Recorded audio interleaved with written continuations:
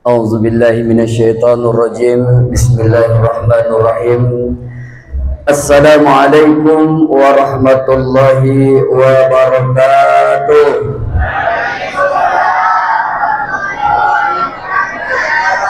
Alhamdulillahilladzi asra bi'abdihi lailan minal masjidil haram ilal masjidil aqsa alladzi barakna haulahu linuriyahu min ayatina innahu huwas samiul basir. Nashhadu an la ilaha illallah wahdahu la syarika lah wa ashhadu anna Muhammadan abduhu wa rasuluhu sallallahu alaihi wasallam la nabiyya ba'da. Faqala rabbi israh li sadri wa yassir li amri wahlul 'uqdatam min lisani yafqahu qawli, amma ba'd. Bersyukur kehadirat Allah yang masih memberikan kesehatan dan kesempatan. Mudah-mudahan Allah panjangkan umur kita sampai di bulan Ramadan. Amin. Sampai bulan Ramadan atau lewat bulan Ramadan? Sampai Ramadan samyang. Yang onda sampai Ramadan tunjuk tangan. Balighna Ramadan, mudah-mudahan Allah sampaikan kita di bulan Ramadan bisa kita bersama-sama melaksanakan ibadah. Amin. Berselawat salam kepada Rasulullah sallallahu alaihi wasallam. Allahumma shalli ala sayyidina Muhammad wa ala ali sayyidina Muhammad. Mudah-mudahan kita semua nanti mendapatkan syafaatnya di hari yaumala yanfa'u malun wala banun illa man atallaha biqalbin salim. Hari di mana ketika itu tidak berguna lagi seluruh yang kita miliki.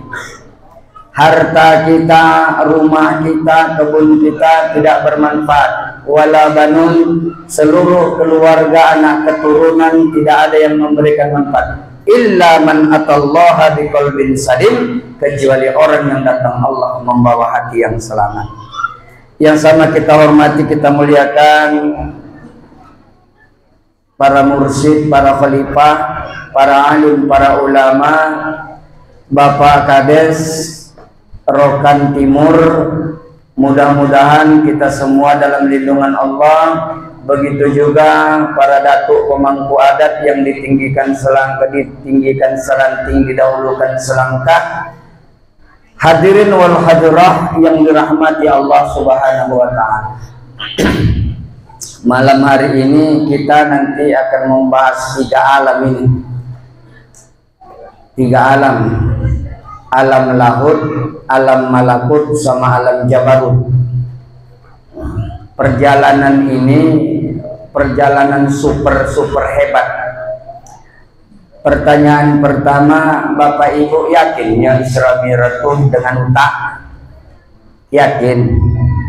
Yakin? Ibu-ibu yakin? Yosaki wasado. Kalau pakai akal kita yakin Pak Saki awal. Kalau pakai akal bisa diyakini, tidak perlu dengan kalimat subhana. Itu pertama. Maka ketika Allah memangkal kalimat dengan subhana, berarti sebuah peristiwa yang super, yang sangat hebat. Kalau saya bilang dari ujung Batu tadi saya ke Pasir Rambah ini tidak sampai 5 menit, yakin tidak Bapak Ibu? Yakin tidak? Enggak kan? Begitu juga Isra dari Masjidil Haram ke Palestina 1 bulan. Itu kalau langsung, tapi Rasul kan tidak langsung. Dari Masjidil Haram Rasulullah Shallallahu Alaihi Wasallam singgah dulu yang pertama di tempat namanya Thayyibah, yang pada akhirnya berubah nama menjadi Yasrib. Habis Yasrib berubah menjadi Madinah. Itu aja lah poinnya. Saya tadi berangkat dari ujung Batu bersama istri saya. Oh, itu. Banyak orang nonton kok oleh kan. Kami tadi rencana naik mobil Pak. mobil sudah dicuci, sudah disemir, tapi begitu saya keluar rumah saya ingat ternyata bukan mobil saya, nggak jadi naik mobil, naik Honda kan. Jadi tidak mungkin kami dari ujung Batu ke Pasir Rambah itu 3 menit, tidak mungkin. Rasul dari Mekah ke Thaibah, dari Thaibah naik ke Bukit Tursina. Bukit Tursina itu sejarah tempat Nabi Musa pengen bertemu dengan Allah Subhanahu wa Ta'ala. Ini nanti kita bahas juga. Dari Bukit Tursina singgah ke Madian. Dari Madian berangkat lagi dia ke Baitul Ham, rumah daging. Baitul Ham oleh bahasa Ibrani dibilang Bethlehem. Maka Palestina itu punya 2 kota besar. Yang pertama namanya Bethlehem, yang kedua namanya Yerusalem. Jadi perjalanan andai kata dari Mekah ke Madinah itu ditempuh 1 bulan. Ini kita singkat-singkat dulu nih, baru kita bahas. Dari Palestina, dari Masjidil Aqsa ke langit pertama 500 tahun. Bukan 500 juga, 500 tahun.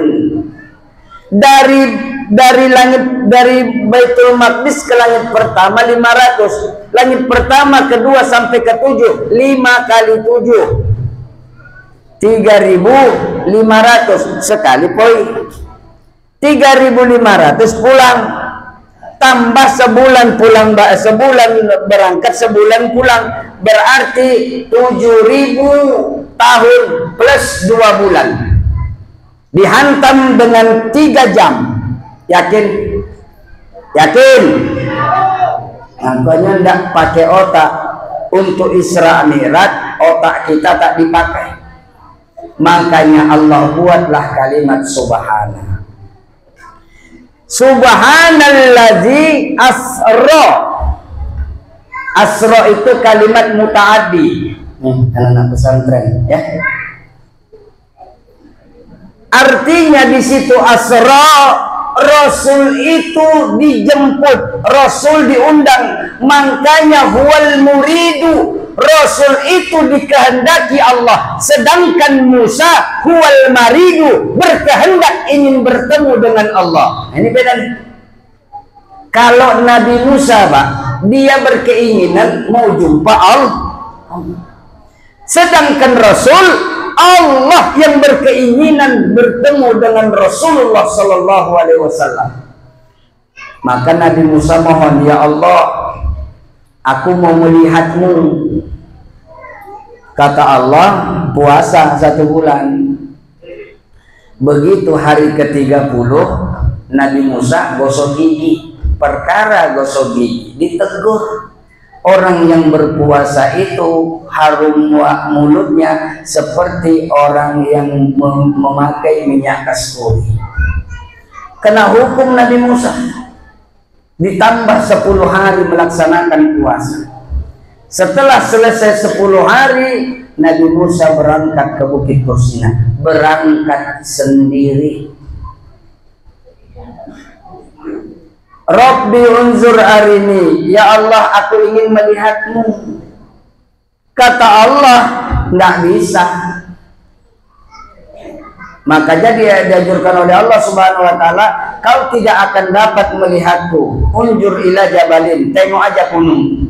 Maka begitu Nabi Musa melihat gunung itu, ada sekelebat cahaya yang menghantam gunung, meleleh gunung tadi, tersungkur pingsan Nabi Musa. Dia ingin melihat Allah dengan matanya. Bapak Ibu, kita punya tetapi milik Allah. Nih, mata. Semua kita punya mata, Pak. Tapi mohon maaf, tidak semua kita bisa melihat.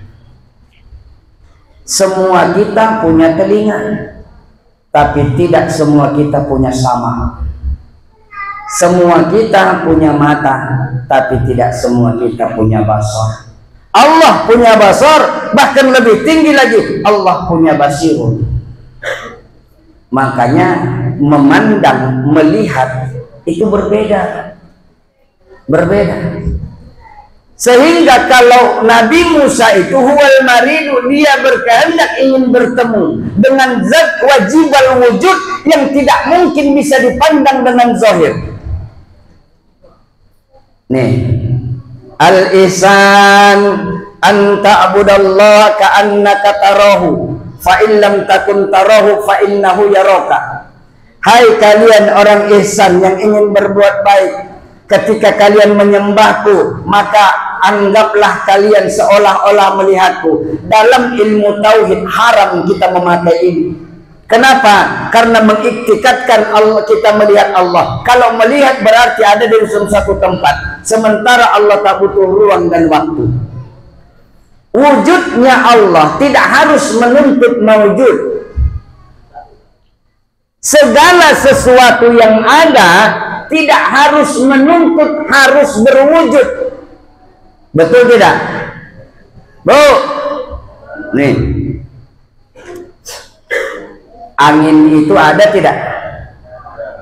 Bisa dirasa. Apakah dia mewujud? Ada yang pernah nengok bentuk angin? Merasakan angin? Kadang-kadang apalagi habis makan bawang, seruangan bisa bubar. Tapi adakah bentuknya? Tidak. Makanya setiap yang wujud itu tidak menuntut kepada mawujud.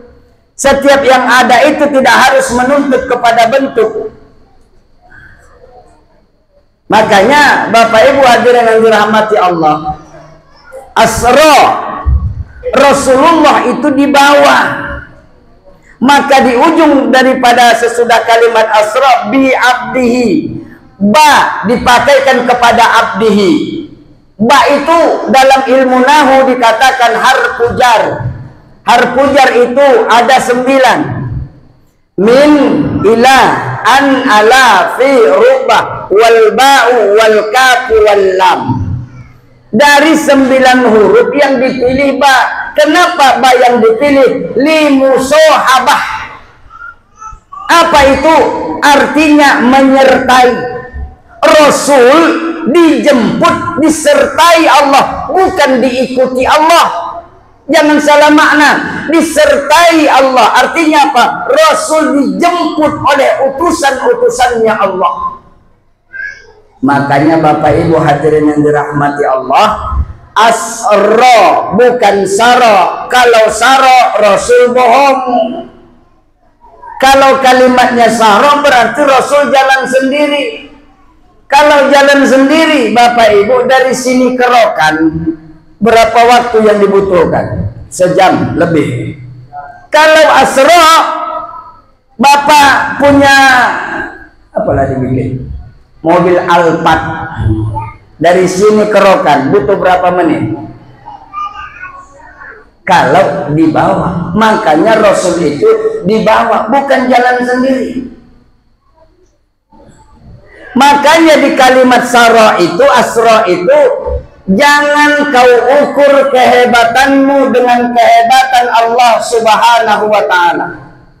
Jangan pernah sekali-kali kau ukur kehebatan ilmumu dengan kehebatan Allah Subhanahu wa ta'ala.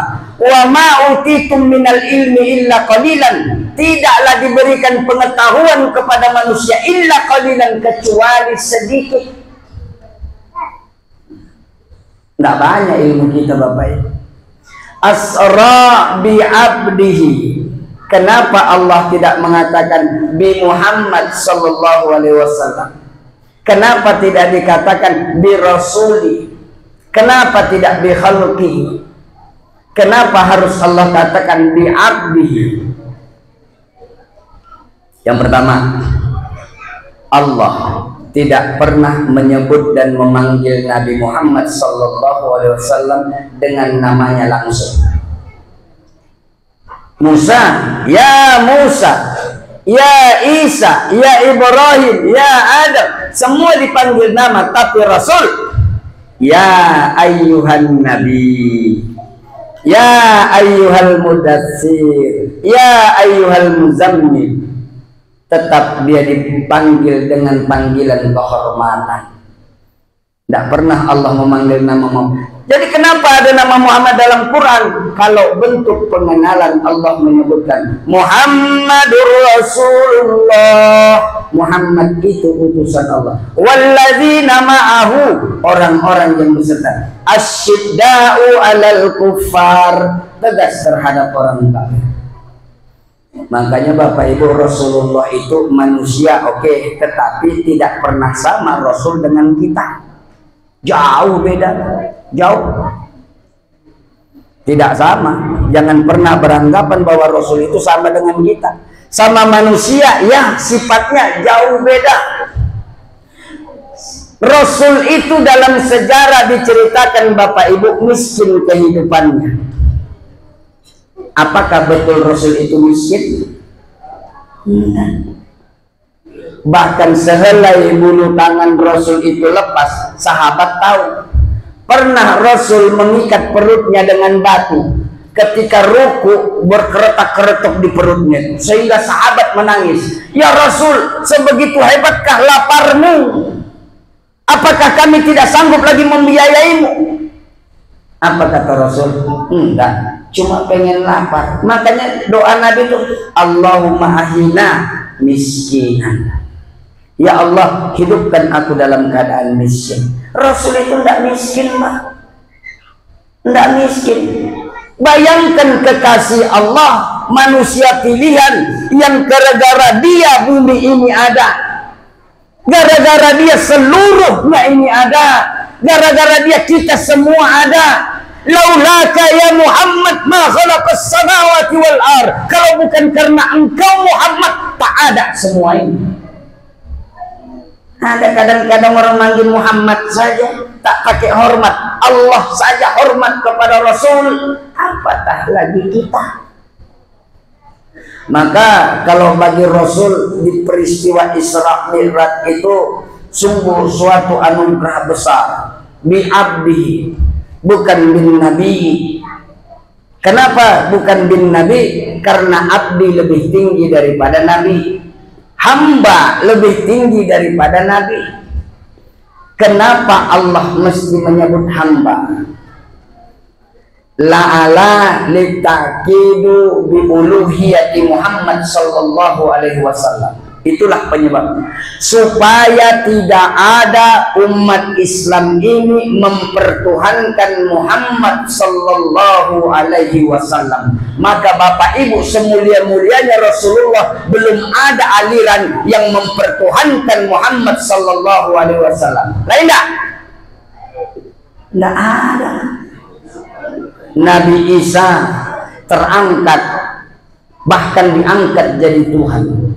Sedangkan kita umat Muhammad tak pernah mempertuhankan Rasulullah sallallahu alaihi wasallam. Itu makanya disebutkan abdi, hamba. Kita hamba bukan? Mengaku apa Ibu? Kita ini tingkatnya masih dunia. Belum lagi kita memikir akhirat. Nih bapak-bapak, saya tanya dulu. Kalau tiba nanti Indonesia akan bertanding dengan Australia malam, ketika malam nunggu-nunggu baru main 5 menit mata ngantuk, kira-kira kopi yang awak buat atau awak matikan TV? Bikin kopi atau matikan TV? Bikin. Baca Quran belum sampai 1 ain ngantuk. Kira-kira bikin kopi atau sadaqallahul azim?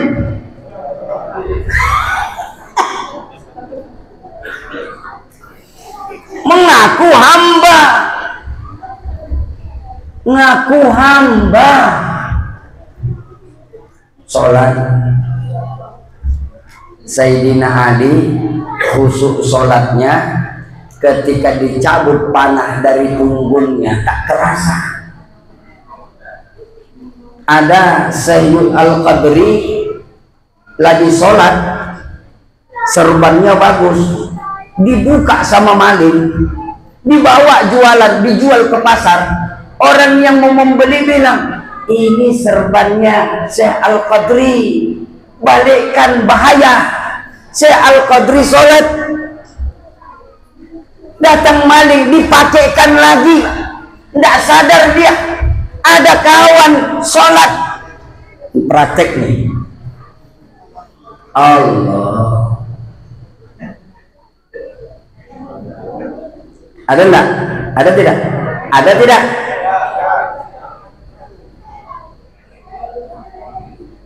Begitu selesai sholat, angka kok kemana? Apa dia tentu bang? Nampakku ketika sembahyang, tengok, mengaku ham. Kalau mengaku pak, tak masalah. Masalahnya sekarang kita diakui atau tidak? Ada pengakuan Allah tidak? Kita ini masih sebatas khalqi. Apa itu? Ciptaan. Kita ciptaan, kerbau ciptaan, bau, tahu bau? Monyet bahasa Indonesianya ciptaan, iblis ciptaan. Apa bedanya kita dengan mereka? Saya tanya jujur-jujuran kita. Mana banyak kesalahan awak pada iblis? Pak, mana banyak salah pada iblis? Mana banyak salah awak pada iblis? Ibu-ibu, anu banyak salah awak pada iblis? Banyak awak. Lai pernah nampak bapak-bapak iblis minum tua? Enggak ada kan? Ada pernah nampak bapak-bapak iblis masang togel? Enggak ada pak. Tapi manusia minum tua iya, masang togel iya, judi jadi, membunuh jadi, segala macam kemaksiatan dilakukan. Yang disalahkan setan. Allah ingatkan, alam ahad ilaikum ya bani Adam alla ta'budu syaitan innahu lakum aduwwum mubin. Jadi kita ini ngaku hamba, diakui belum?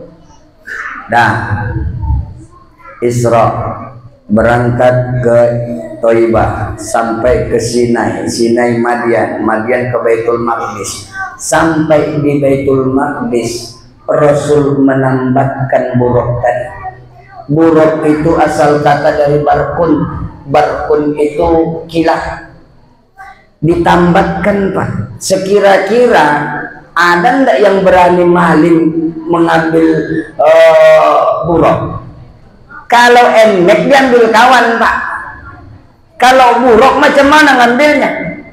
Kendaraan yang bukan dari bumi. Tapi kenapa Rasul menambatkan buruk? Itulah namanya ikhtiar, tawakal di situ. Tawakal itu pak, kerja dulu, usaha dulu, hasil serah kepada Allah, namanya tawakal. Kalau berserah diri utuh-utuh tanpa usaha, namanya tawakul.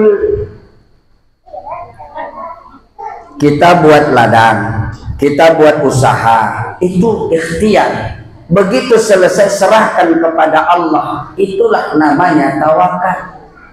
Tidak bisa Bapak Ibu kita serahkan. Ada seorang petani, ditanamnya jagung, ditanamnya ubi. Setelah selesai ditanam, apa kata dia? Aku serahkan padamu ya Allah. Emang Allah tukang jaga kebun? Begitu dia serahkan kepada Allah, Allah serahkan sama babi. Habislah. Protes, ya Allah, kenapa? Kan kuserahkan padamu. Bukan tugas Allah menjaga kebunmu. Harusnya kan di kandang dulu. Kalau sudah di kandang, berarti kita sudah punya usaha. Baru hasil serahkan ke Allah. Toh kalau terjadi juga, berarti maunya Allah. Datang banjir, rusak kebun, takdir. Jangan kaji takdir dulu, sebabnya cari. Kita masuk neraka apa karena takdir? Bu, nikah sama bapak karena takdir atau pilihan? Hati-hati Pak, dibilang takdir bahaya. Ibu, nikah sama apa? Takdir atau pilihan?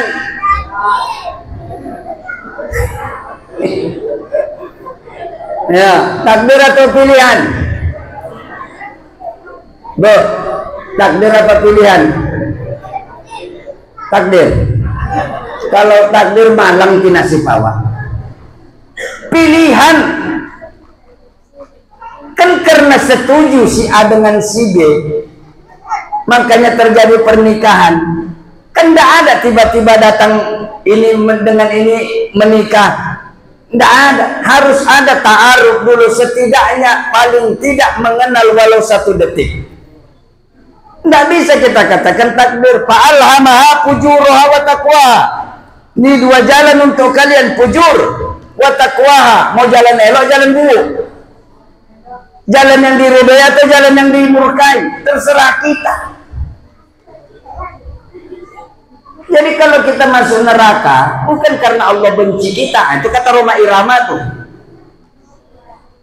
Jika nanti ada tren yang masuk neraka itu karena dia, gitu lah kira-kira lagunya.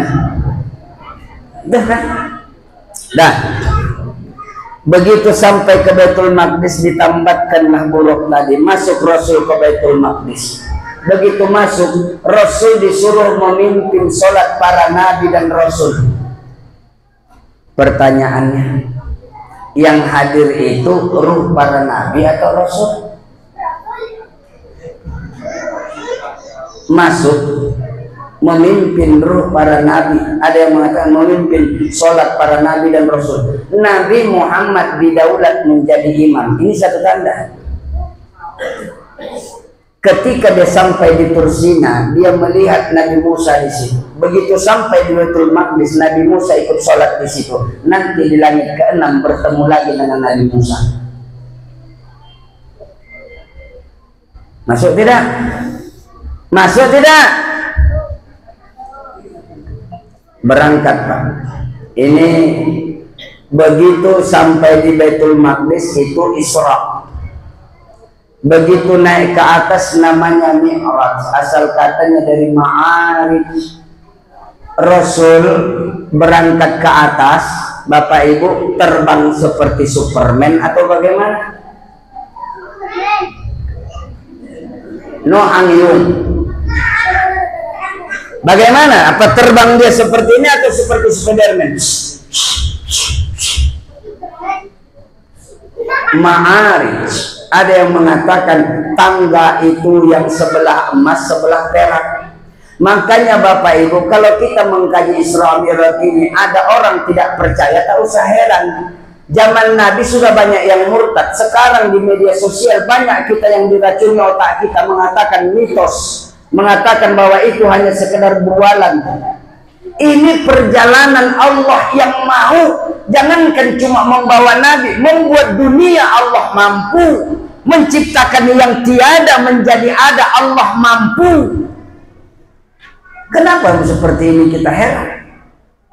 Berangkat Rasul sampai dia di langit pertama. Tadi namanya alam lahut ketika masih di dunia. Naik ke yang kedua namanya alam malakut. Naik Bapak Ibu sampai ke langit pertama bertemu dengan Adam alaihissalam. Tidak diceritakan di situ ruh, tetapi diceritakan Adam alaihissalam.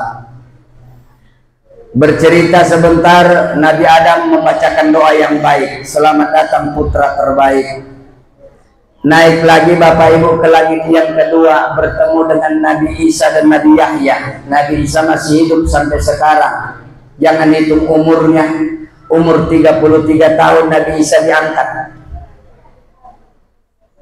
Beliau berada di langit kedua. Naik lagi Bapak Ibu ke langit yang ketiga, bertemu dengan Nabi Yusuf alaihissalam.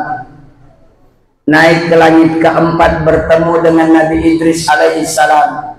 naik ke langit kelima bertemu dengan Nabi Harun alaihissalam, masih diikuti oleh malaikat Jibril. Langit ke-6 bertemu dengan Nabi Musa alaihissalam, naik lagi ke langit ke-7 bertemu dengan Nabi Ibrahim yang sedang bersandar di Baitul Makmur. Baitul Makmur itu dulu didirikan di bumi, ketika banjir itu diangkat dia ke langit. Konon kabarnya menurut riwayat bahwa Baitul Makmur itu terletak di pondasi Ka'bah. Maka Baitul Makmur diangkat menjadi kiblatnya para malaikat, Ka'bah diciptakan untuk kiblatnya kita. Maka apabila batu dijatuhkan dari Baitul Makmur maka akan pas sampai ke Ka'bah. Maka di Ka'bah itu tidak berguna kompas dan sebagainya. Makanya Bapak Ibu orang tawaf akan mengelilingi seperti ini, tidak seperti kita mengikut jarum jam, tapi terbalik dia. Nah, begitu bertemu dengan Nabi Ibrahim, Rasul heran, wahai Jibril, siapa orang itu? Wajahnya terlalu mirip denganku.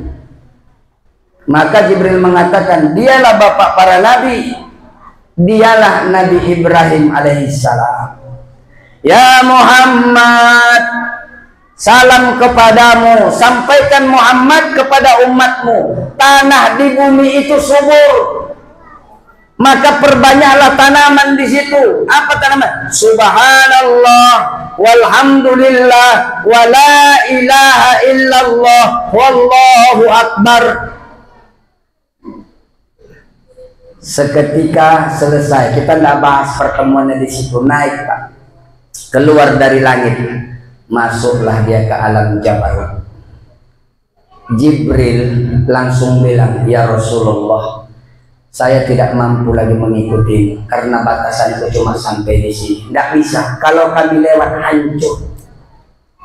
Tidak sanggup menembus lagi alam jabarut, kami hanya sampai di sini. Maka Rasul Shallallahu Alaihi Wasallam naik. Bagaimana keadaan Rasul sampai ke atas? Diceritakan oleh Nabi sampai dia ke sebuah tempat namanya pohon besar Sidratil Muntaha, pohon sidrah, tempat berhenti. Pohonnya Bapak Ibu 500 tahun naik kuda belum sampai setengah dari pohon ini. 500 tahun seluruh nama manusia-manusia yang ada, makhluk hidup yang ada tergantunglah di pohon Sidratil Muntaha. Maka Bapak Ibu kadang-kadang jatuh daun ini menyenggol daun yang lain. Kata para ulama, disitulah bedong yang telingawa. Cuma salahnya kalau bedong yang telingawa bukan ada bacaan diombul. Ya, ya, siapa yang mau ngajawab? Ada orang bedong yang telinganya itu. Itu karena daun nama kita tersenggol. Maka dalam riwayat Isra Mi'raj diceritakan itu. Setelah Sidratil Muntaha naik lagi Rasulullah Sallallahu Alaihi Wasallam, sampailah dia di sebuah tempat namanya Lauhul Mahfuz. Ada pena di situ yang menulis. Lauhul Mahfuz tempat dibuatnya Al-Quran. Begitu malam nuzulul Quran, turunlah Al-Quran secara keseluruhan ke Baitul Izzah.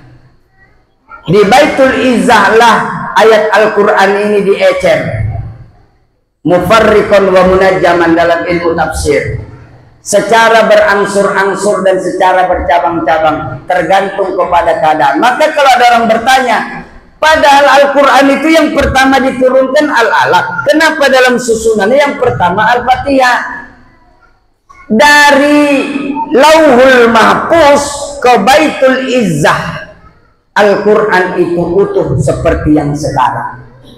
Dari Baitul Izzah ke bumi barulah sesuai dengan keadaan. Maka kalau ditanya mana yang lebih hebat nih, 17 Ramadan atau 27 Ramadan?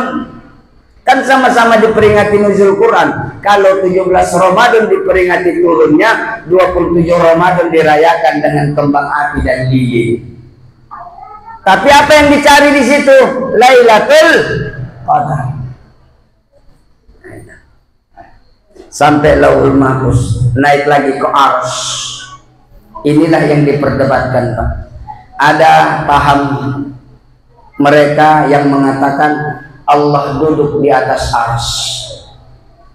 Kalaulah pemahaman kita yang memegang teguh paham Abu Hasan al-Asy'ari, yang menganut paham wujud, qidam baqa, mukhalafatul hawadis, qiyamuhu binafsi, mukhalafatul wadaniyat, qudrat iradat, ilmu sama, hayat basar, kita tidak mengimani bahwa Rasul itu duduk di atas Arsy. Kenapa? Karena mustahil bagi Allah mengambil tempat. Kalau Allah mengambil tempat berarti dia lemah. Padahal Allah itu wal hulus wal fana, tidak mungkin. Maka kalau diikatkan bahwa Allah itu duduk di aras, berarti kita telah menganggap Allah itu sama dengan kita, membutuhkan tempat. Allah tak butuh tempat. Maka begitu sudah sampai di aras, naik lagi dia sampai ke Rafraful Audah, tempat tertinggi. Habis itu baru mustawa. Sampai di mustawa, bagaimana keadaannya? Tidaklah Rasulullah bercerita bagaimana keadaan bertemunya. Apakah dia bertemu dengan Allah bertatapan di satu tempat? Tidak ada cerita. Maka ketika ditanya bagaimana keadaan sesudah alam daripada Rafraful Audah, min ghairi kaifa wa naqdiu, tidak tahu bagaimananya, tidak tahu, tidak ada cerita. Yang jelasnya Rasulullah SAW lewat dari situ, hilang cerita. Setelah itu dia keluar. Makanya Bapak Ibu tidak boleh mengkaji zatnya Allah Subhanahu wa Ta'ala. Boleh kau cari Allah dengan sifatnya, boleh kau kenali Allah dengan sifatnya, tapi jangan sekali-kali kau cari Allah dengan zatnya. Tak mungkin. Karena Allah hanya bisa dirasakan, bukan bisa dilihat. Apatah lagi zohir kita akan memandang, tak sanggup, Pak.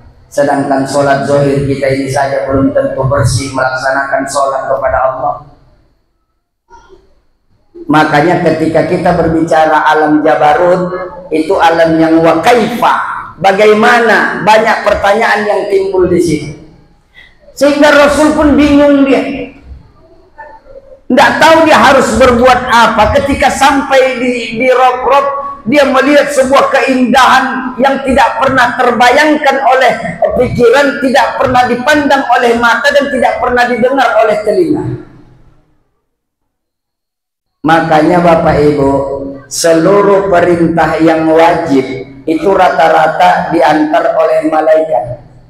Sholat, puasa diantar malaikat, zakat diantar malaikat, haji diantar. Sedangkan sholat itu langsung diundang Allah untuk menjemput amanah. Jadi sholat itu bukan oleh-oleh Isra Mi'raj. Sehingga Rasul katakan kepada kita, as-sholatu mi'rajul mu'min. Makanya Bapak Ibu yang dirahmati Allah, sholat itu dia terbagi tiga. Rukun qauli, rukun fi'li, rukun qalbi. Mana yang kita pakai ketika melaksanakan? Ketiga ini harus ada. Rukun fi'li, berdiri bagi yang mampu. Berdiri bagi yang mampu. Maka sholat wajib tidak boleh kita duduk. Kalau kita mampu, berdiri. Setelah itu rukun qauli, bacaan kita. Semua bacaan kita Bapak Ibu yang dirahmati Allah itu harus sesuai dengan makhrajatil huruf. Timbul pertanyaan, bagaimana dengan orang yang celak? Bagaimana dengan orang yang lata dan sebagainya? Maka kembali kepada dialek bahasanya. Dialek bahasanya. Sehingga ada qiraah sab'ah dalam pemana kalau belajar Qoriah kita. Ada qiraah 7. Karena masing-masing tempat menganggap bahwa dia yang paling hebat tahsinnya, bahwa dia yang paling hebat makhrajatil hurufnya. Tapi bagi orang yang keadaannya memang tidak bisa sempurna sebagaimana yang dituntut dalam Al-Quran, ketika dia mengucapkan huruf, apa yang dalam hatinya? Misalnya huruf qaf, dia tidak mampu mengucapkan huruf qaf tapi dalam hatinya mengucapkan qaf, maka dimafhumi dia dalam hukum fikih. Jadi Bapak Ibu hadirin yang dirahmati Allah, Rasulullah istimewa menjemput perintah sholat untuk apa? Tanda salah satu kita ini orang yang memang bersyukur kepada Allah, munajat. Makanya Bapak Ibu saya tanya kemarin mau pergi SD, mana lebih berat sholat subuh daripada masak nasi? Bapak-bapak, mana lebih berat sholat subuh daripada mendodol sawit? Sholat itu kan perkara ringan Pak. Siapa yang bilang berat sholat itu? Kabiratun illa alal khashiyin. Berat. Kenapa? Karena kita masih mendahulukan nafsu. Hayya 'alas shalah, duluan saja. Ya. Bu. Kalau bapak tidak sholat di rumah, jangan bertanah. Tolong. Ui, sanggup? Berani? Bapak tidak sholat, berani bu tegur? Berani enggak? Ui, takut? Kalau ibu takut, siap-siapkanlah satu kapling di neraka sama laki. Apa dia itu? Tidak akan masuk surga orang yang tidak sholat. Makanya sholat itu Bapak Ibu yang dirahmati Allah secara hukum dasarnya bukan karena kita orang paling mulia. Sholat itu bukan karena kita orang paling baik, tapi sholat itu tugas. Sholat itu tugas dari Allah. Apabila dikerjakan berpahala, ditinggalkan berdosa. Maka kalau kita ingin tahu syarat sahnya sholat, benar tidaknya sholat, belajar fikih. Kalau mau tahu siapa yang disembah dalam sholat, belajar tauhid. Bagaimana kau merasakan sholatmu, maka ikutlah tariqah. Kalau enggak, mohon maaf. Kalau cuma tahu syarat sahnya sholat, batal tidaknya sholat, pikir. Tapi kalau khusyuk tak akan kita dapatkan. Kenapa? Karena itu membutuhkan rasa. Kenapa? Kita diwajibkan man arofa nafsah faqad arofa robbah. Siapa yang kenal dirinya, dia pasti kenal Tuhan. Siapa Tuhan kita? Siapa Tuhan kita? Allah yang mana? Alif lam lam ha. Itu tulisan.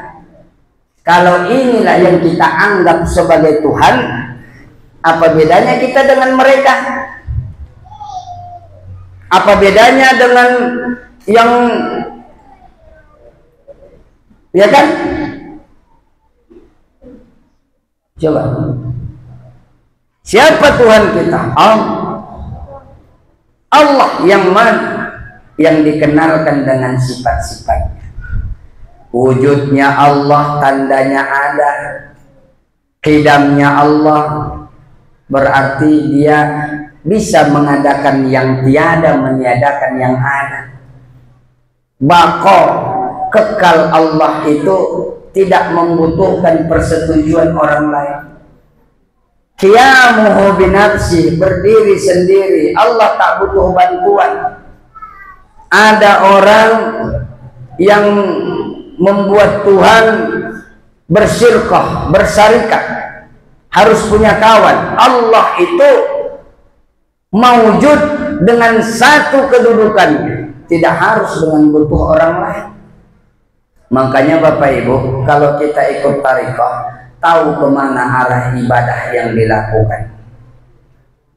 Itu kelebihan orang bertariqah di situ. Kalau kita masih buntu jalan, makanya kadang-kadang mohon maaf kalau kita sholat, yang pertama digigit nyamuk kaki kita masih terasa sakitnya. Bahkan kadang-kadang Bapak Ibu lupa kita sudah berapa rakaat sholat kita. Betul tidak? Lupa kita Pak. Sedangkan kita berhadapan dengan yang maha mulia, yang maha tinggi, tekantuk kita. Pernah nampak orang Pak sholat tekantuk? Bayangkan itu. Sedangkan dalam sholat itu kita sudah mengatakan di situ bahwa yang pertama yang kita inginkan, ilahi anta maksudi. Apa maksud kita kepada Allah Subhanahu wa ta'ala? Apa maksud kita kepada Allah? Waridoka matlubi, ridomu yang kutuntut. Nih diingatkan Allah kita, ya ayyatuhan nafsul mutmainnah, hai jiwa yang tenang. Siapa jiwa yang memiliki jiwa yang tenang itu? Jiwa yang bersih. Makanya Bapak Ibu yang dirahmati Allah, jangan kotori hati kita dengan hal-hal yang tidak perlu. Kalimatnya fi qulubihim maradun, maradun bukan marid. Dalam dirimu ada penyakit. Penyakit yang satu ini sudah mencakup semua. Apa penyakit yang paling terkenal yang saya sampaikan kemarin?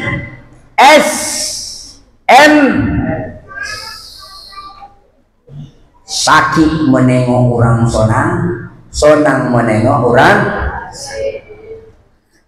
Bagaimana mungkin sholat kita bagus Pak, sementara hati kita masih kotor? Rasul mau mi'raj itu dibersihkan dulu dadanya. Kita mau sholat dibersihkan dulu wajah, dibersihkan tangan.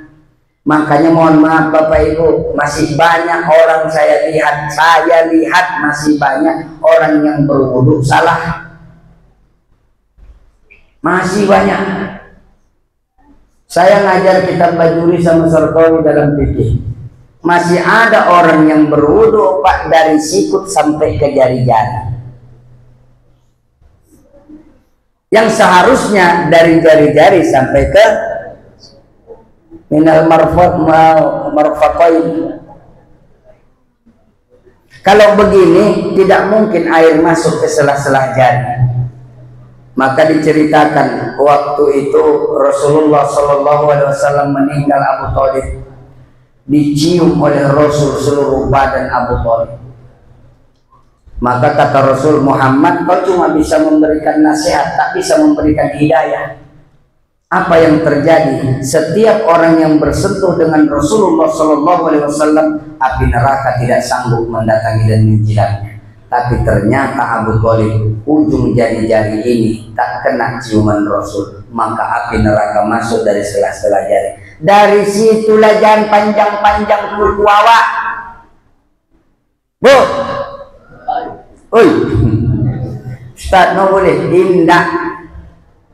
Apalagi kadang dibuat warnanya merah, kuning, hijau, abu-abu. Hati-hati, pakai kutek. Nak sembahyang tidak sah wudukmu. Kenapa? Terhalang air wuduk mengenai anggota wuduk. Sedikit saja tertutup anggota wuduk, maka tidak sah wuduk kita. Walaupun hanya sekulit, sesisi ikan menutupi tempat wudhu, tidak sah. Kalau sudah tidak sah wudhu, otomatis sholat tidak sah. Bagaimana kita mengatakan ilahi anta maksudi sedangkan kerja kita sudah salah? Maka ya Tuhan nafsul mutmainnah, jiwa yang tenang. Jiwa yang tenanglah yang bisa menerima Allah Subhanahu wa ta'ala. Jiwa yang tenang inilah yang bisa menerima kehadiran Allah Subhanahu wa ta'ala. Kalau tidak, dengan itu tidak sanggup kita menerima. Ya ayyuhatun nafsul mutmainnah, jiwa yang tenang. Jangan kotori jiwa kita dengan perkara-perkara yang tidak semestinya. Membenci orang, senang melihat orang susah. Semua kita ini Bapak Ibu, semua kita ini tidak ada yang berharga nanti di hadapan Allah kecuali takwa. Apa yang mau kita banggakan? Rumahmu, kebunmu, pangkatmu, jabatanmu. Lihat Bapak Ibu, kalau kita sudah meninggal dunia, sudah meninggal dunia, ketika kita dikafani di rumah Bapak Ibu, adakah orang yang mau melihat kita lama-lama di situ? Ada ndak yang sanggup memandangmu lama di situ? Meninggal kita, ada ndak yang sanggup memandang wajah kita lama-lama? Ditutup, Pak. Orang sekelilingmu bercerita, kenapa mayat itu harus ditutup? Apa tujuan mayat ini ditutup? Supaya apa? Supaya nanti malam nggak datang deh Ustaz. Enggak. Ditutupnya mayat itu memuliakan dia, memuliakannya. Kenapa? Karena akan jadi bahan omongan orang kalau dibuka.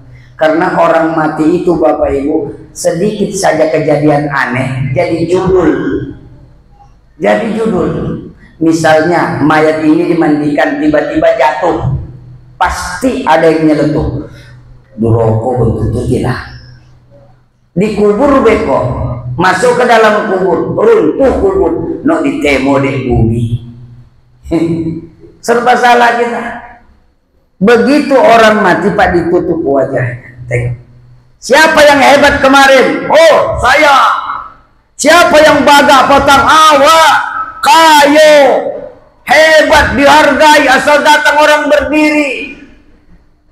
Dimandikan dia masih keras badannya. Disolatkan dia masih keras badannya. Tapi coba Bapak Ibu yang sering datang atau ikut ke kubur, begitu mayat sampai di atas kubur, masih ada nggak yang keras badan si mayat? Berarti makanya ketika mayat dimasukkan ke dalam kubur Pak, yang paling kuat itu untuk memegang pinggangnya. Karena ketika orang masuk ke kubur Pak seperti ini, lunak badannya. Nggak ada yang keras. Perhatikan, dimasukkan ke liang lahat Pak, dimasukkan ke liang lahat. Itulah gunanya tanah yang dibulat-bulatkan itu, untuk mengganjal. Karena kalau tak diganjal Pak, bisa berbalik. Punggungnya kita dorong, pinggangnya memutar. Makanya tak ada bagakmu lagi kalau di dalam kubur. Lisui. Apa bahasa Indonesianya? Lisut, bahasa Indonesia. Enggak lisut bahasa Indonesia. Apa bahasa Indonesianya? Layu. Ibarat daun pisang dipanggang. Nah, itu lisu itu. Bahasa Indonesia enggak lisu itu, lisut. Tuh. Didorong Pak masuk ke dalam kubur, diganjal dengan tanah. Jangan tunggu 7 langkah, orang belum berangkat, orang malaikat datang. Pertanyaan pertama, pertanyaan fikih atau pertanyaan tauhid? Marrabbuka. Tadi awal apa saya katakan? Man arofa nafsah faqad arofa. Bagaimana kau kenal Tuhanmu? Itu pertanyaan datang. Marrabbuka. Tidak sanggup menjawab. Datanglah malaikat nakir mencambuk kita dengan cambuk yang namanya angkalip. 500 tahun direndam di atas di dalam neraka. Angkalip 7 hasta Pak, sekali pukulan 7 hasta. Hasta saya segini Pak, kali 7, sekali cambukan. Makanya mayat di dalam kubur itu tidak ada yang betah Pak. Ketika dia akan dimasukkan saja, kubur sudah menjerit. Ana baitul zulumat. Akulah ruang yang sangat gelap. Ruang yang mengerikan. Kuburan ngeri atau enggak Pak? Tapi enggak ke kuburan. Kita yang hidup saja takut ke kuburan. Kita yang hidup, apalagi mereka yang mati. Kita yang hidup takut. Jangankan malam Pak, siang takut kita ke kuburan. Aso-aso adonan togak di situ, aso-aso adonan besike di situ, aso-aso ada yang mencokok. raso. Ada ndak di sini bapak ibu yang pernah ditangkap hantu? Ada tidak? Nah ini asik nih. Yakin ndak ada hantu? Ya, yakin. Ada ndak yang pernah jumpa? Bagaimana bentuknya? Seperti di TV. Bagaimana di TV? Telinganya panjang, giginya panjang, punggungnya bolong. Raso-raso gitu. Jadi Bapak Ibu hadirin yang dirahmati Allah, disitulah kita nanti baru akan merasakan butuhnya kita kepada Allah Subhanahu wa Ta'ala. Jadi di mana letak ibadah kita yang selama ini? Ternyata Bapak Ibu selama ini ibadah kita tak beralamat, hanya sekedar gugur kewajiban kita, lengkap syarat, lengkap rukunnya itu yang kita laksanakan, tapi rasa dalam sholat itu belum bisa kita hadirkan. Rasa dalam sholat itu belum bisa kita hadirkan. Makanya Bapak Ibu, sholat belum bisa menjadi jaminan buat kita, sedangkan Allah mengatakan inna sholata tanha anil faksha'i wal. Dia sholat Pak, tapi masih senang memfitnah orang. Dia sholat Pak, tapi masih senang bermaksiat kepada Allah Subhanahu wa Ta'ala. Berarti Bapak Ibu yang dirahmati Allah, sholat yang dia lakukan masih sekedar menggugurkan kewajiban, belum lagi mencari rasa dalam sholat, belum dapat dia alamat kemana dia harus menyembah. Fa in lam takun tarahu fa innahu yaraka. Kalau kau tak mampu melihatku, maka anggaplah dan hakikatkan dalam hatimu bahwa engkau dalam pengawasanku, kata Allah Subhanahu wa Ta'ala. Bapak Ibu hadirin yang dirahmati Allah, sebegitulah Allah sayangnya kepada kita. Tapi catatan, bukan karena sholat itu menyebabkan kita masuk ke dalam surga. Bukan sholat itu yang menjadi jaminan kita masuk ke dalam surga. Pada huli fi ibadi, masuk ke dalam golongan orang-orang yang selamat, golongan orang-orang yang ingin dekat dengan Allah. Tapi sebelum itu apa kata Allah? Irji'i, kembalilah engkau ila rabbiki radiyatan mardiyah. Irji'i ila rabbiki radiyatan, kau balik kepada Tuhanmu dengan keridoannya. Dengan keridoannya, menggapai ridho Allah inilah yang paling sulit. Rasul jelaskan, orang yang mati husnul khotimah itu yang pertama berkeringat dahinya. Jadi kalau ada seorang meninggal Pak, berkeringat dahinya. Yang kedua, teduh wajahnya, tidak menimbulkan ketakutan. Yang ketiga, pecah-pecah bibirnya seakan menahan haus yang bersangatan. Itu tanda husnul khotimah. Ustaz, kalau melolang mato, nah, itu nilai sendiri. Nanti saya katakan suhul khotimah, banyak yang tersinggung. Melolang mato Ustaz, tejulu lidah. Sedangkan waktu itu awak tejulur lidah bunyi orang tawa. Ayo Pak, apalagi mati, siapa yang tolong memandikan awak? Maka orang yang husnul khotimah diberikan tanda-tanda itu. Maka ada orang yang meninggal dunia dalam keadaan ketika sedang bersujud. Ada orang yang meninggal dunia sedang baca Quran. Ada orang yang meninggal dunia sedang zikir. Kenapa? Allah ingin tunjukkan bahwa inilah kekasihku, ini yang kucintai, diambil dalam keadaan sedang beribadah. Maka disitulah hati-hati awak. Jangan ketika sedang mencekik minum tua, datang malaikat maut, wa antiha, mati. Melolang mati. Orang yang mati ketika meminum minuman keras, matinya pasti. Ketika ada orang mati, kata Nabi, wal khamru fi batoni, ada khamar dalam perutnya, la tusallu alaih, jangan solatkan. Dong apa? Ada orang Nabi minum mati, la tusallu, jangan sembahyang. Undai gawat ti berdosa sekampung, apa lo berdosa sekampung.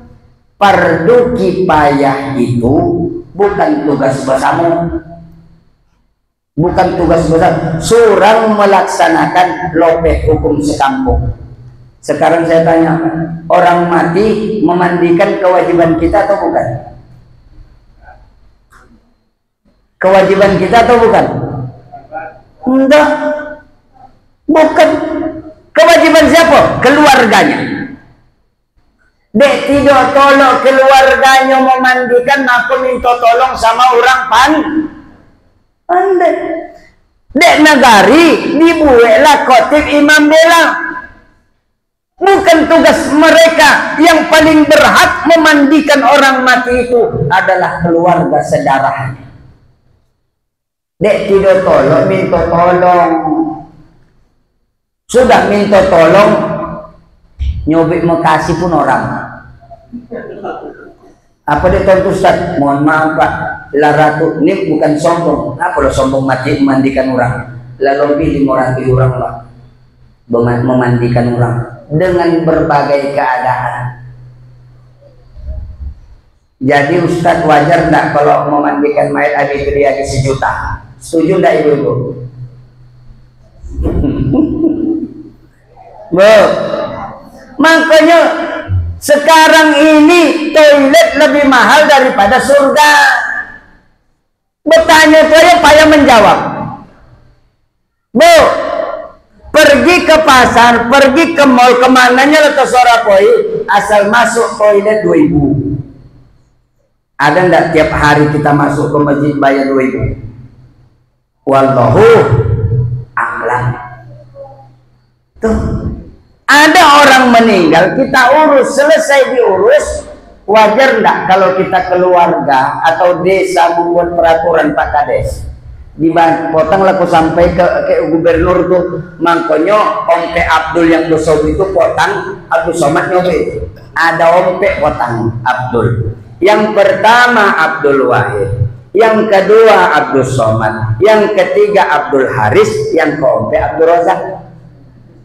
Itu sobat di Pak Gubernur potang. Awak sampaikan di situ, termasuk Ustaz Somad menyampaikan, kalau jebol besok monang Pak Gubernur, tuh yang tukang mengurus mau itu disantuni.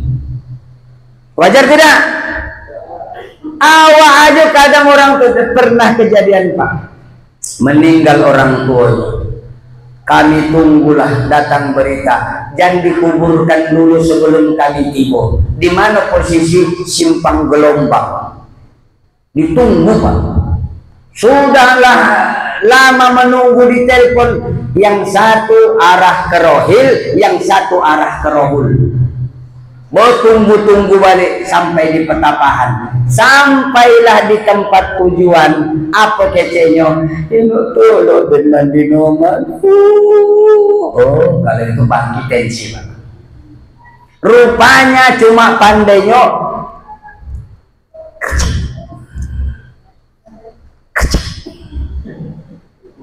nggak ada Pak.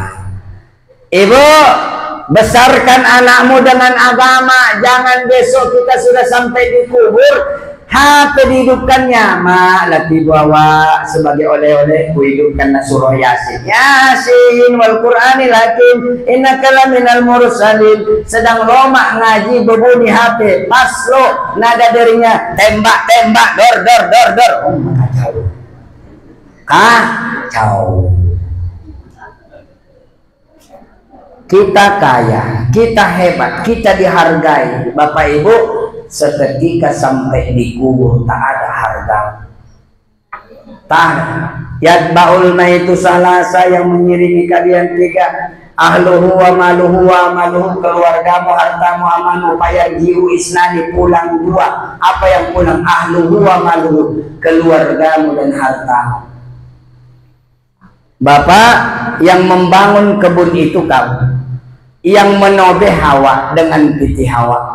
Rumah tu awak yang membangun, peras keringat banting tulang awak, bertahun-tahun menunggu piti untuk membangun rumah tu. Lah jadi rumah awak mati. Kalau sudah mati, boleh tidak balik? Boleh tidak balik? Bu, setuju tidak bapak balik kalau lah mati? Oi, setuju tidak? Ibu yang setia mendampingi bapak, mulai dari nol seperti Pertamina. Mulai dari nol, berakit-rakit ke hulu, berenang-renang ke tepian, sakit-sakit dahulu sampai bahagia. Kebun sudah 20 hektar, rumah sudah bertingkat, mobil sudah dibeli, anak sudah sarjana, pas mau sudah mati awak. Mau enggak bapak ngawani ke dalam kubur? Tinggallah baju selemari. Datang kawan deh, banyak baju di rumah bang. Iya, baju siapa? Akakmu almarhumah. Kini siapa yang make? Kaulah sayang, siapa tileh? Oi, makanya bapak ibu yang dirahmati Allah, yang kau bawa nanti menghadap Allah adalah amalmu. Ini kadang-kadang ada nih, mohon maaf nih, kita disugesti dengan sesuatu yang jauh panggang dari api. Ada orang yang berniat nak kosowi beko pelaku nak mati, jangan nikah lagi yo. Bu, orang kalau mau mati tak dipikirkannya lagi dunia ini. Yang dipikirkannya antara dia dengan Allah Subhanahu wa taala. Pertanggungjawaban. Disitulah nanti berguna sholatmu, disitulah nanti berguna amal ibadahmu. Ngaji yang malas-malasan kita, sholat yang malas-malasan kita, zikir yang malas-malasan kita, silaturahmi yang malas-malasan. Ternyata inilah besok yang kita bawa menghadap Allah Subhanahu wa ta'ala. Kenapa? Paya irji'u isnani, pulang dua. Apa yang pun? Ahluhu wa maluhu wa yabqa wahid, tinggal satu. Apa yang tinggal? Amaluhu, amal perbuatan. Maka bapak ibu yang dirahmati Allah, jangan sia-siakan amal. Rasul telah berjuang mengenalkan Allah kepada kita. Rasul telah berjuang menanamkan kalimat la ilaha illallah kepada kita. Rasul telah berjuang membersihkan hati kita. Tergantung kita lagi pak. Maka kalau nanti di akhir kehidupan kita masuk ke nerakanya Allah, bukan karena Allah tak sayang kita, tapi kita yang mengorbankan akhirat hanya karena menggapai kehidupan dunia yang sementara. Sementara nih, kalau dipanjangkan lagi umur kita pak, 50 tahun lagi, sanggup enggak kira-kira? Sanggup enggak kita bapak-bapak? Ibu-ibu, kalau dikasih 50 tahun lagi, coba konang model awak model apa 50 tahun ke depan? Lihat kebayang? Bu, lihat kebayang? Yang terbayang di awak pakai kain belipek, apa nama kalau di siko? Nah, sudah itu pakai kaos partai, kuyak lo kok. Bacaan di belakang, coblos.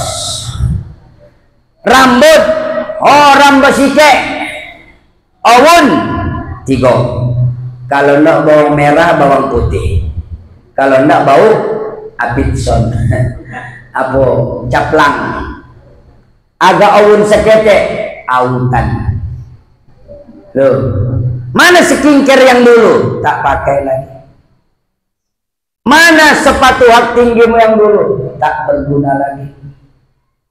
Makanya kita datang kepada Allah dalam keadaan hina. Apa kita? Rabbana absorna. Ya Allah, sudah kami tengok. Wa sami'na, sudah kami dengar ya Allah. Parjina namal soleh. Kata orang di kubur, parjina, balikkan kami, hidupkan kami sebentar saja ya Allah, hidupkan. Kalau dihidupkan kiro-kiro, apa yang terjadi di Pasir Rambako?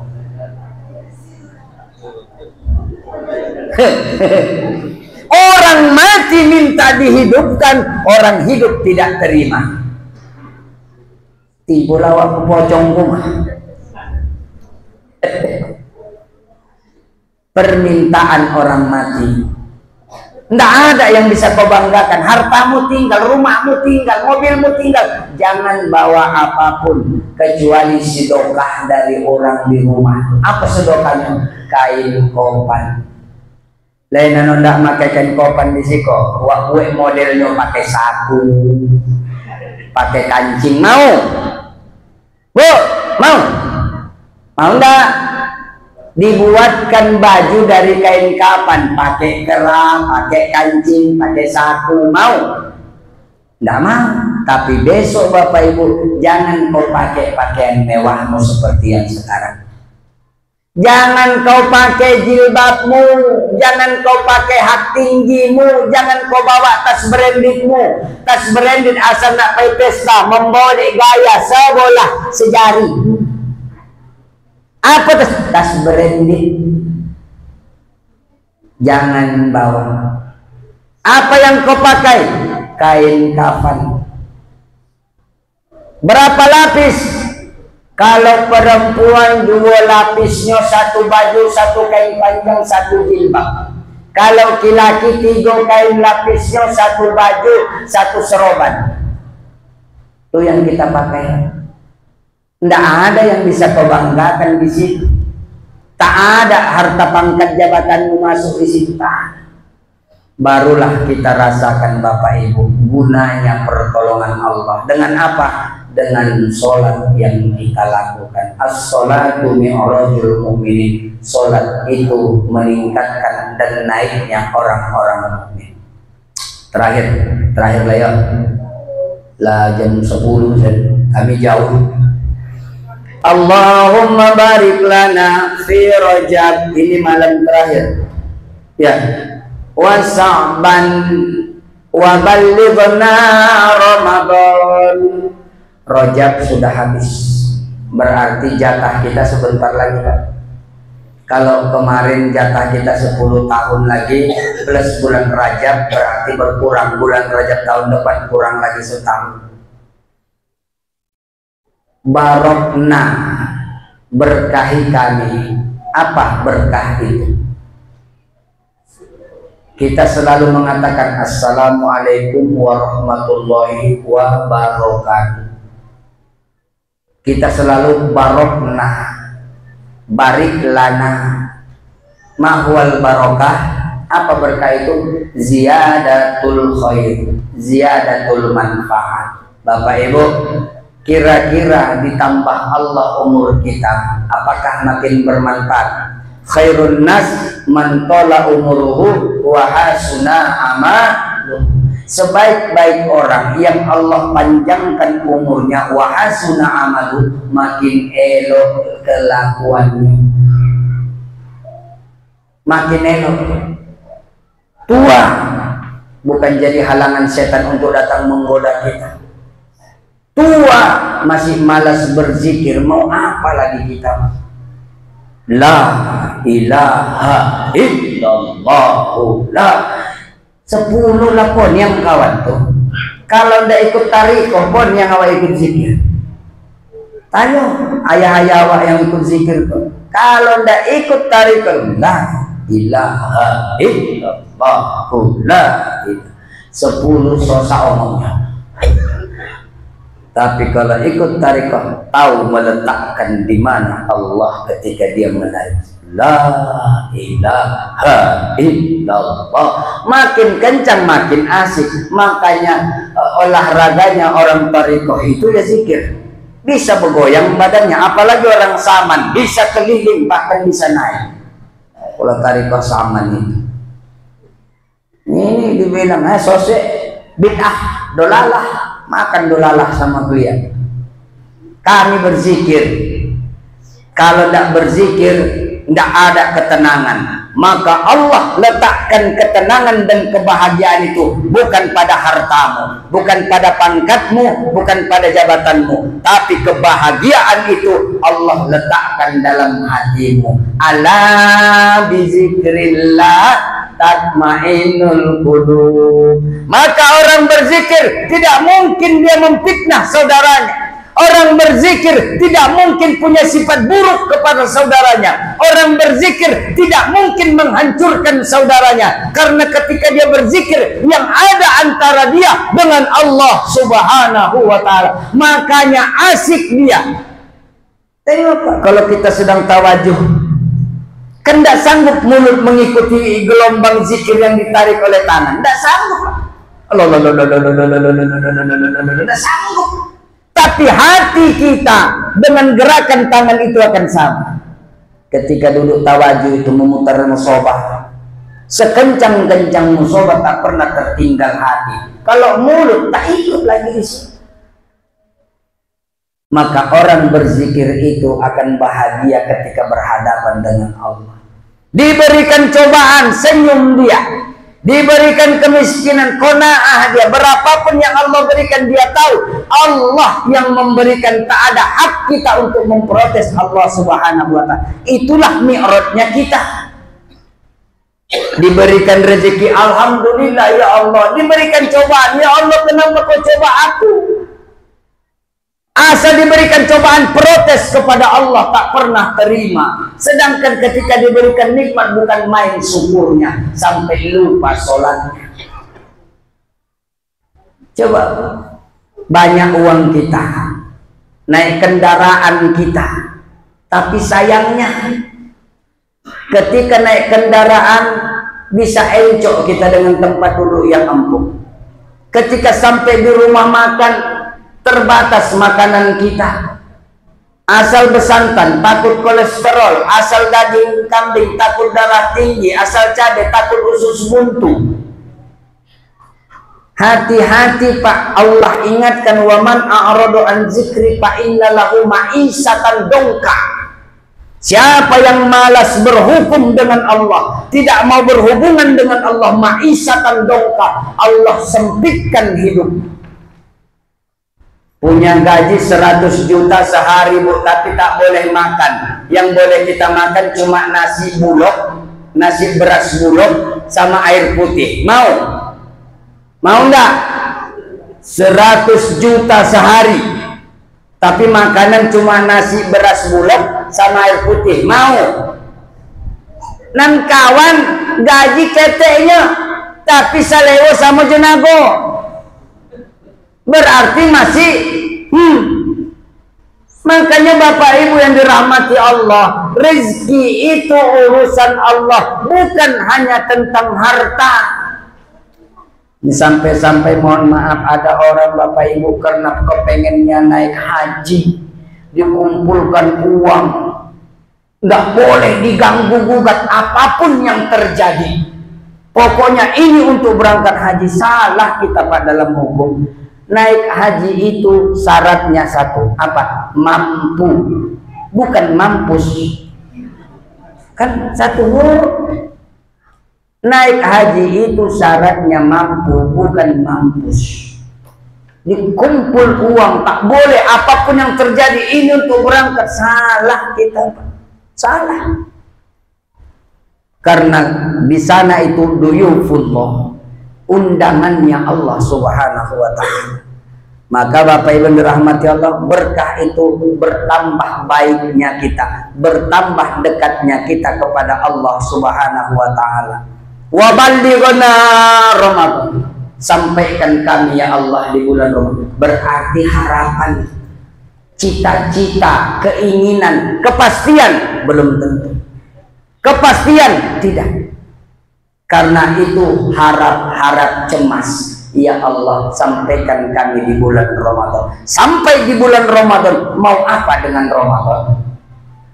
Ramadan asal kata dari romdo, membakar. Jadi puasa itu membakar. Apa yang dibakar di situ? Nafsu. Bukan dimatikan Pak, dikecilkan dia, diciutkan nafsu.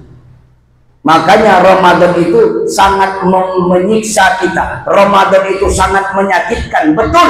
Karena memang itulah yang diinginkan Allah. Karena saumuli wa ana ajzim bih. Puasa itu berat dan itu untukku, wa ana ajzim bih. Aku yang membalas. Itu. Jadi puasa itu Bapak Ibu jangan kecek sonang. Kalau ada yang menyobek dan sonang dan kalau bulan puasa no taso dan ditakna taso awi curigai. Curiga. Ustaz, bulan puasa pade awi, pade ditak boleh tentu yo. Tapi coba lihat Bapak Ibu, kapan waktu yang sangat berat menahan lapar? Antara jam 1 sampai asar. Lewat jam 1 sampai asar hilang. Buktinya kita berangkat ke pasar Ramadan. Ada di situ pasar Ramadan, pasar kaget. Pernah ndak nampak meniti air liurang? Dek pada nengok es jindu. Ndak kan? Tapi ketika di bulan puasa di siang hari, di situ panasnya hari, di situ laparnya perut, di situ hausnya fata morgana. Kadang-kadang pinang nampak awak rasa anggur. Ya, digoda kita. Tapi begitu berbuka,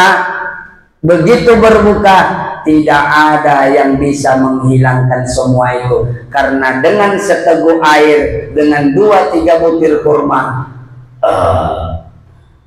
tolong deh makan bakwan deh, tolong makan nasi deh, tolong makan pical, semangkuk, es tebak, es jindu, segala macam, hilang semua. Ternyata Bapak Ibu, nafsu kita masih terlalu tinggi. Jadi nafsu inilah yang dilemahkan. Masuk tarekat pun kita, dimandikan kita, ditirakatkan kita, dikawal kita berzikir di situ untuk melemahkan nafsu kita, bukan untuk membunuh nafsu kita. Karena sesungguhnya nafsu akan memberontak ketika ingin dekat dengan Allah. Yang bisa dekat dengan Allah adalah hati kita.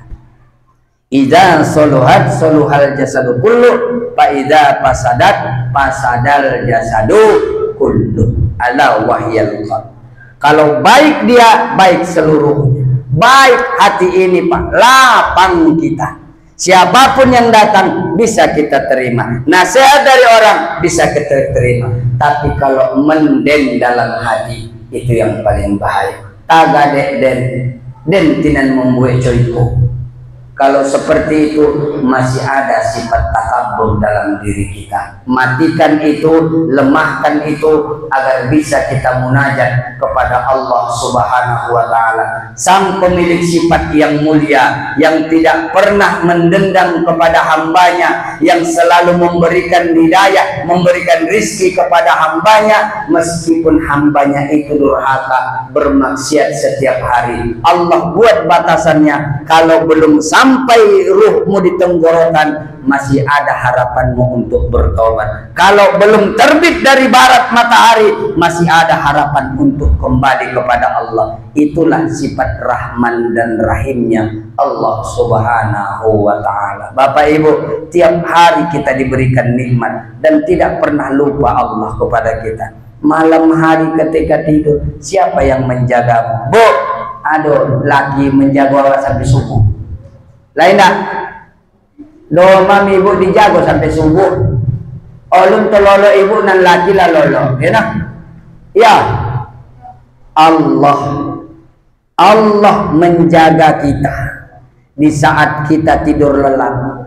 Allah menjaga kita dari nyamuk, dari binatang buas, dari segalanya, dari gangguan makhluk-makhluk yang lain. Sayangnya Allah kepada kita, tapi kurangnya kita bersyukur kepada Allah Subhanahu wa Ta'ala. Bapak Ibu, jangan tinggalkan sholat apapun ceritanya. Bagi kita yang laki-laki, Pak, apapun keadaan kita, sesibuk apapun kerjamu, sholatlah sebelum engkau disolatkan. Sholatlah sebelum Allah menghilangkan pikiran kita. Karena tak ada jaminan Bapak Ibu, kita ini masih waras 20, 30, 40 tahun yang akan datang. Setidaknya dengan apa yang Allah titipkan kepada kita, amanah ini bisa kita kembalikan kepada Allah Subhanahu wa Ta'ala. Karena setiap kita nanti akan mendapatkan balasan. Famay ya'mal mithqala dzarratin khairan yarah wa may ya'mal mithqala dzarratin sarran yarah. Ini saja, mungkin sudah jam 10 lewat 20. Kami masih akan kembali ke ujung batu. Bila mana ada penyampaian terlalu kasar, kurang pada tempatnya, mohon ampun kepada Allah dan mohon maaf kepada kita sekalian. Mudah-mudahan Allah berikan kesehatan dan kesempatan kepada kita, dan kita bisa bertemu di lain waktu, di lain puasa yang akan datang. Amin ya rabbal alamin. Sama-sama kita berdoa. Yang pertama, niat kita, bila mana ada keluarga kita, saudara kita yang dalam keadaan sakit, Allah angkat penyakitnya. Bila mana ada keluarga kita, saudara kita yang dalam kesulitan, Allah berikan jalan keluar. Bila mana ada keluarga kita, saudara kita, orang tua kita yang telah mendahului kita, Allah lapangkan kuburnya, ditempatkan di tempat terbaik. Al-Fatihah. Nauzubillahi minasyaitonirrajim. Bismillahirrahmanirrahim. Alhamdulillahirabbil alamin arrahmanir rahim maliki yaumiddin iyyaka na'budu wa iyyaka nasta'in shiratal mustaqim shiratal ladzina an'amta 'alaihim ghairil maghdubi 'alaihim waladdallin. Nauzubillahi minasyaitonir alim minasyaitonir rajim. Bismillahirrahmanirrahim. Alhamdulillahirabbil alamin hamdan syakiran hamdan na'imin hamdan ni'amu yukafi'u majida kama yanbaghi li jalali wajhikal karim wa 'azimi sultanik. Allahumma salli ala sayyidina Muhammadin tibbil qulubi wa dawa'i wa afiyatal abdani wa shifaiha wa nurul absari wa diaiha wa ala alihi wa sahbihi wa sallam. Allahumma jam'ana hadha jam'an marhuma wa tafarruqana min ba'di tafarruqan ma'suma. Allahumma arinal haqqa haqqan warzuqna ittiba'ahu wa arinal batila batila warzuqna ijtinaba. Allahumma ighfir lana dhunubana wa liwalidina warhamhum kama rabbawna shighara. Allahumma khtim alaina ya Allah bi husnil khatimah wa la ta'tim bi su'il khatimah. Allahumma iftah abwabal khair wa abwabal barakah wa abwabal ni'mah wa abwabas sayr wa abwabas salam wa abwabal rizqan halal, khususan li jamaati Masjid Darussahadah bi rahmatika ya arhamar rahimin. Allahumma barik lana fi Rajab wa Sya'ban wa ballighna ya Allah Ramadan. Rabbana anzil alaina ma'idatan minas sama'i takunu lana idan li awwalin wa akhirin wa ayatan minka warzuqna wa anta khairur raziqin. Rabbana atina fid dunya hasanah wa fil akhirati hasanah wa qina adzabannar. Wa sallallahu ala khairil khalqi Muhammadin sallallahu alaihi wasallam. Subhana rabbika rabbil izzati amma yasifun wassalamun alal mursalin walhamdulillahi rabbil alamin. Akhirul kalam yang dapat saya sampaikan, lebih kurang mohon maaf. Wallahu muwaffiq ila aqwamit thoriq ihdinas siratal mustaqim. Assalamualaikum warahmatullahi wabarakatuh.